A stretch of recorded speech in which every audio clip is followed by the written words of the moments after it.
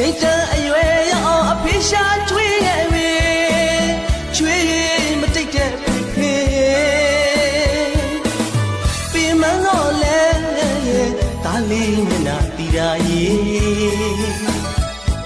သမီးလေးမျက်နှာစိတ်ဆန်းရဲ့ကြမ်းတမ်းတဲ့အဖေရဲ့လက်တွေသားတို့အတွက်မခါတိုင်းပါလေလောကလူသားတိုင်းရဲ့အဖေဟာအဖေပါပဲလေ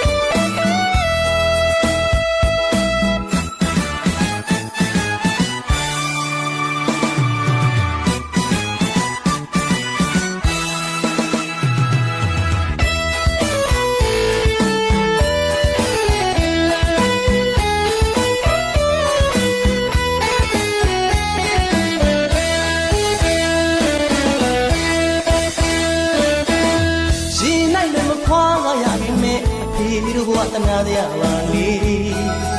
အချိန်တန်အော်လူလာညောနေပူစခါကြိုးစားခဲ့ရတနာရပါလေအမေတေးတွေဖက်ဆူတိုင်းမှာအဖေများတွေ့အာနာမိပြီသားသမီးပေါ်ထားတဲ့မြတ်တာအတူတူပါပဲလေ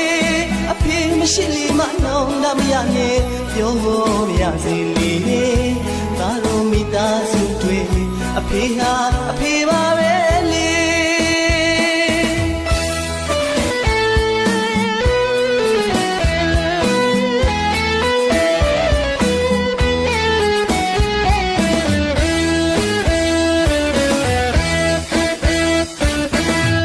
အချိန်တန်အရွယ်ရောက်အဖေရှာကျွေးရဲ့ပဲကျွေးမတိတ်တဲ့ဖေပြင်မလို့လဲဒါလေးမျက်နှာတီရာရဲ့သမီးလေးမျက်နှာစိတ်ဆန်းရဲ့ကြမ်းတမ်းတဲ့အဖေရဲ့လက်တွေသားတို့အတွက်မဟာတိုင်းပါလေလောကလူသားတိုင်းရဲ့အဖေဟာ